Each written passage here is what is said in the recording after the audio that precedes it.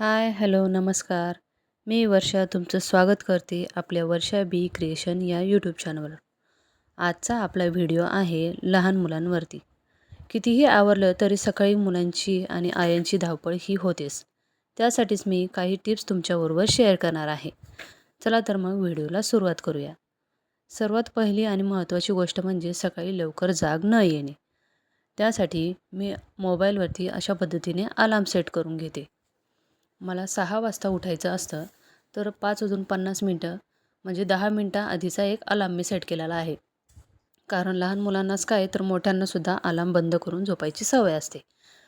तर 5:50चा अलार्म झाल्यानंतर पुन्हा एकदा 6चा अलार्म वाजतो. त्यानंतर 6:05 एक अलार्म, असं 3 अलार्म मी सेट केलेले आहेत.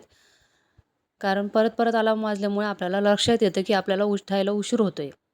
आणि एक लास्टचा अलार्म तुम्ही बघाल तर 6:50 आहे. कारण माझा मुलगा 7 वाजता घरातून निघतो. त्याआधी 10 मिनटं आधीचा एक अलार्म सेट केल्यामुळे मग आठवण राहते की आता आपल्याला निघायची वेळ झालेली आहे. त्यानंतर उठून मी सर्वप्रथम गिझर चालू करते. तुम्ही जर गॅसवर पाणी तापवत असाल तर तुम्ही गॅसवर पाणी तापायला ठेवू शकता. तिसरी गोष्ट आहे, मुलांना ब्रश आणि पेस्ट ही अजिबात वेळेवर सापडत नाही. तर त्यासाठी मी ब्रश आणि पेस्ट ही सगळ्यांच्या घरात एकाच जागी ठेवलेली असते. पण तरीसुद्धा मुलांना ब्रश हे सापडत नाहीत, कारण त्यांना ब्रश करता करता इकडे तिकडे जायची सवय असते आणि ते तिकडेच ठेवून देतात. दुसऱ्या दिवशी मात्र तो ब्रश काही जागेवर सापडत नाही. त्यासाठी मी 2 ब्रश माझ्या मुलासाठी ठेवलेले आहेत.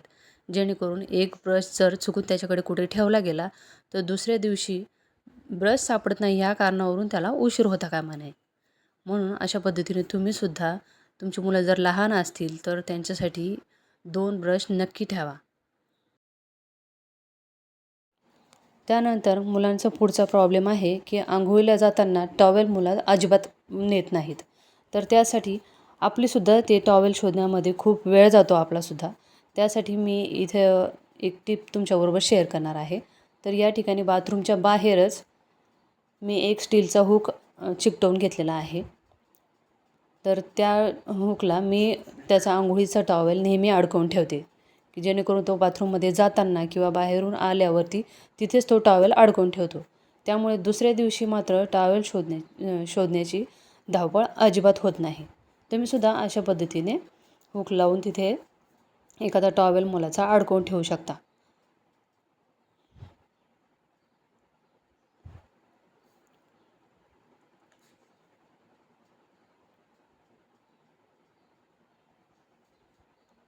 पुढची टीप आहे, मुलांचे कपडे, युनिफॉर्म हे सुद्धा वेळेवर अजिबात सापडत नाहीत. तर त्यासाठी मी बघा अशा पद्धतीने एक बास्केट घेतलेलं आहे, जे लहानपणीच माझ्या मुलासाठी मी घेतलेलं होतं. तुमच्याकडे असे बास्केट नसेल तर तुम्ही एखादा बॉक्स देखील रिकामा असतो तर बॉक्ससुद्धा घेऊ शकता. त्यामध्ये मी मुलाचे सगळे प्रकारचे uniform, PT uniform, school uniform, त्याचं त्याबरोबर लागणारे सर्व साहित्य जे स्कूलचं आहे ते, युनिफॉर्मवरचा बेल्ट आणि त्याचे अंडरगारमेंटसुद्धा मी तिथेच ठेवते. कारण सकाळी जर हे कपडे आपण कपाटात शोधायला गेलो तर ते अजिबात सापडत नाहीत. तर त्यासाठी मी त्याचे स्कूलचे सगळे प्रकारचे युनिफॉर्म्स, बेल्ट, सॉक्स हे मी एकाच जागी ठेवते. आणि सॉक्ससुद्धा कधीतरी आपल्याला एक सापडतो तर एक नाही. त्यासाठी सॉक्स हा एकात एक अशा पद्धतीने जर अडकवून ठेवला तर तोसुद्धा प्रॉब्लेम आपल्याला येत नाही.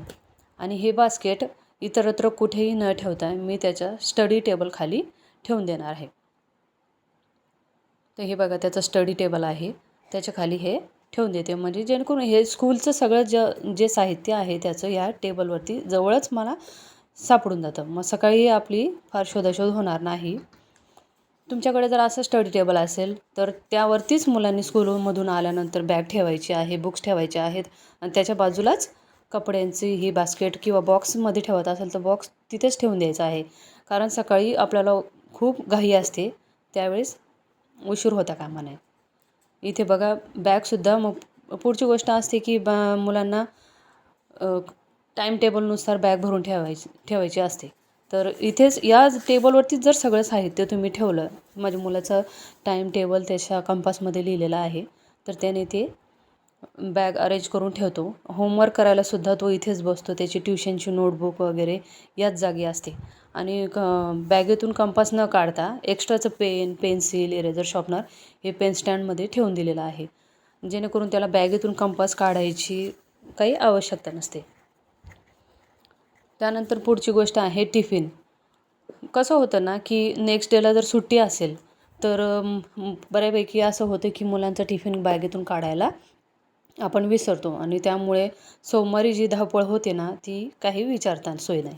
मग त्यासाठी आपण मुलांसाठी 2 टिफिन नेहमी ठेवायला पाहिजेत.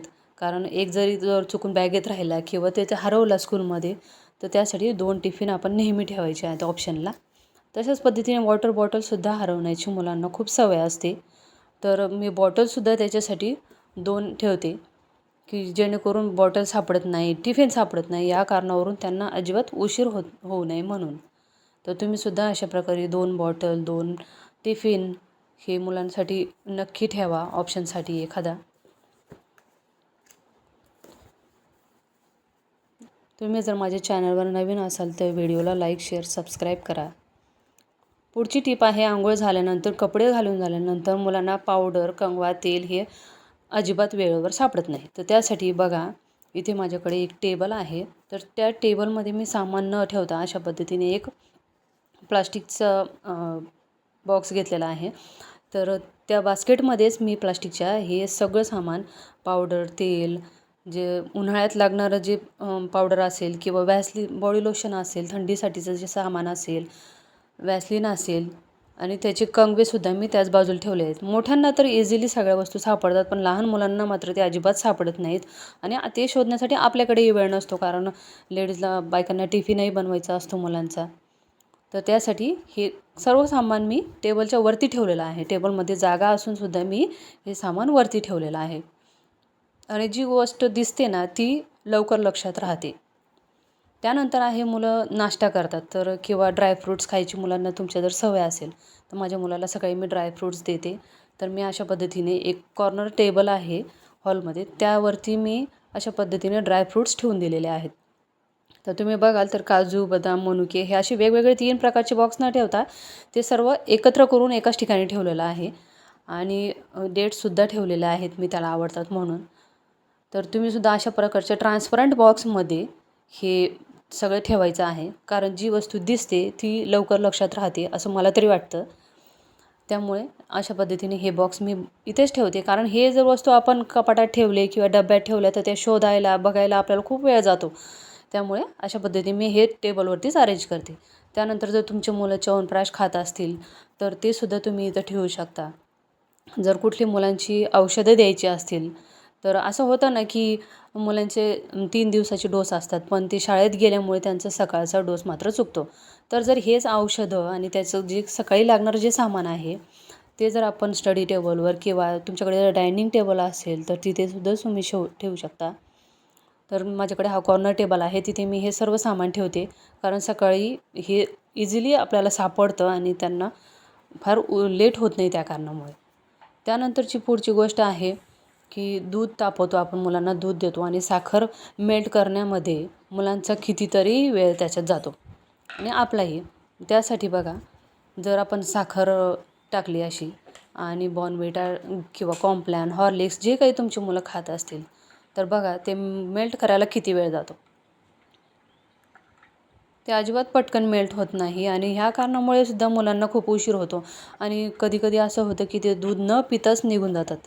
तर त्यासाठी काय करायचं आहे, मी ते मिक्सर जारमध्ये साखर घेतलेली आहे आणि त्याची पावडर करून घेणार आहे. ही पावडर आता पावसाळ्याचं सीझन असल्यामुळे आणि बॉर्नव्हिटासुद्धा मी त्याचं मिक्सरमध्ये बारीक करून घेतलेलं आहे. तर आणि गरम दुधामध्ये आता हे पावडर शुगर आणि बॉर्नव्हिटा टाकते. आता बघा तुम्ही हे किती लवकर मेल्ट होतं आहे हे. तर काही सेकंदातच हा आपला प्रॉब्लेम सॉल्व्ह होतो आणि दूध जास्त तापून जाणे हा सुद्धा प्रॉब्लेम नेहमी आपल्याबरोबर होतो. तर त्यासाठी काय करायचं आहे, एका पसरट भांड्यामध्ये किंवा प्लेटमध्ये आपल्याला दूध ओतून घ्यायचं आहे, जेणेकरून ते लवकर थंड होईल आणि आपल्याला मुलांना उशीर होणार नाही किंवा त्यांचं दूध प्यायचं राहणार नाही, यासाठी आपण हे फॉलो करायचं आहे. तुम्हीसुद्धा अशा पद्धतीने करतच असाल मला खात्री आहे. एवढे सगळं झाल्यानंतरसुद्धा जर कुठल्या गोष्टींचा विसर पडतच असेल तर बॅगमध्ये आपण सर्व साहित्य घेतलं आहे की नाही हे लक्षात राहण्यासाठी मी अशा पद्धतीने एक कलर ड्रॉईंग बुकमधून मी हे एक पिक्चर काढून घेतलेला आहे आणि त्यामध्ये मी सर्व साहित्य लिहून घेतलं आहे जे मुलांना सोबत न्यायचं आहे सकाळी. आता इथे तुम्ही बघत असाल की सर्वप्रथम बॅग, त्यानंतर नोटबुक, टिफिन, बॉटल, नंतर आता पावसाळ्याचा सीझन आहे म्हणून छत्री त्याला घ्यायची असते, अम्ब्रेला. त्यानंतर मुलांनी आय कार्ड घेतला आहे का, जर मुली असतील तर त्यांनी बेल्ट लावला आहे का केसांना, किंवा मुलांचा कमरेचा बेल्ट असेल ते बेल्ट. आणि नंतर एक प्रोजेक्ट म्हणून हे लिहिलेलं आहे. कसं होतं, आपण रात्रभर जागून मुलांसाठी स्कूलचे प्रोजेक्ट बनवतो, पण सकाळी मात्र ते न्यायची आठवण राहत नाही. त्यासाठी मी हे प्रोजेक्टसुद्धा इथे ॲड करून घेतलेला आहे. आणि सर्वात महत्त्वाची गोष्ट म्हणजे औषधं. मी मगाशीच सांगितल्याप्रमाणे मुलांचा कुठल्याही औषधाचा डोस चुकू नये त्यासाठी मी औषधाचं सुद्धा इथं मेन्शन केलेलं आहे. आणि साईडलाच इथे एक की होल्डर आहे, त्याला मी एक मास्क अडकवून घेतलेला आहे. आणि इथे बघा मच्छरांच्या प्रोटेक्शनपासून आपल्याला फॅब्रिक रोल-ऑनसुद्धा मी इथे अडकवून घेतलेला आहे. तुमची मुलं जर मास्क लावून जात असतील, कंपल्सरी असेल स्कूलमध्ये, तर तुम्ही तिथे ज्या ज्या गोष्टी त्याला न्यायच्या आहेत त्या अगदी आपण जवळच ठेवायच्या आहेत. डोअरच्या अगदी बाजूलाच मी हे ड्रॉईंग लावलेलं आहे. जर तुमची मुलं अगदी छान ड्रॉईंग करत असतील तर तुम्ही तसं ड्रॉईंगसुद्धा तिथे लावू शकता. ते बघून तुम्हाला सुद्धा छान वाटेल. तर बघा इथे माझ्या मुलाने बाय लिहिलं आहे. तिथे जाताना तो याला बाय करून जातो. आणि ते सगळ्या वस्तू वाचून यादी वाचून मलासुद्धा आठवण आली आहे की माझ्या मुलाचं सुद्धा आय कार्ड जागेवरती नाही आहे. तर मी आय कार्डसुद्धा इथे की होल्डरला अडकवून घेते, जेणेकरून डोअरमधून बाहेर निघतानाच या गोष्टी, दारातून बाहेर निघतानाच या गोष्टी आपल्याला दिसल्या तर त्या आपल्या आठवणीत राहतात. त्यानंतर पुढची टीप आहे ती शूज साफ करण्यावरची आहे. कारण सकाळी सकाळी मुलं काय करतात की ओला कपडा घे, तो शूज साफ करत बस, याच्यामध्ये त्यांचा खूप वेळ जातो. त्यासाठी मी अशा पद्धतीने एक स्प्रे बॉटल तयार करून घेतलेली आहे. त्यामध्ये मी पाणी भरलेलं आहे आणि एक टॉवेलसुद्धा बघा, एक खराब रुमालसुद्धा बाजूला एक अडकवून घेतलेला आहे. आणि इथे चप्पल स्टँडला एक स्टीलचा हुक लावून तिथे मी छत्रीसुद्धा अडकवून घेतलेली आहे, जेणेकरून जाताना ती दिसते आणि लक्षात राहते. तसंच तुम्हीसुद्धा हे टिप्स फॉलो करू शकता. आणि बघा आता माझा मुलगा ती शूज क्लीन करून घेणार आहे, तो स्वतःच करतो. आपण म्हणतो की एक दिवस आधी आपण शूज साफ करून ठेवूया संध्याकाळी वगैरे, पण ते अजिबात शक्य होत नाही.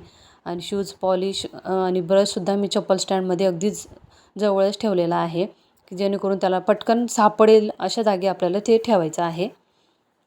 तुमच्याकडे अशा पद्धतीने चप्पल स्टँड नसेल तर तुम्ही एखादा बॉक्स ठेवू शकता, पुठ्ठ्याचा बॉक्स. त्या बॉक्समध्ये सर्व साहित्य तुम्ही ठेवा, हे बॉटल, ब्रश, पॉलिश आणि एखादा रुमाल. अशा पद्धतीने जर आपण अरेंज करून ठेवलं तर सकाळची आपली ही धावपळ कमी होईल. मुलांना शाळेत जायला अजिबात उशीर होणार नाही. तुम्ही माझ्या चॅनलवर नवीन असाल तर व्हिडिओला लाईक, शेअर, सबस्क्राईब करा. तुम्हाला माझ्या या टिप्स आवडल्या असतील तर मला कमेंट बॉक्समध्ये सांगायला विसरू नका, किंवा तुमच्याकडे काही टिप्स आणि सजेशन असतील तर ते सुद्धा मला सांगा. व्हिडिओ शेवटपर्यंत पाहिल्याबद्दल धन्यवाद.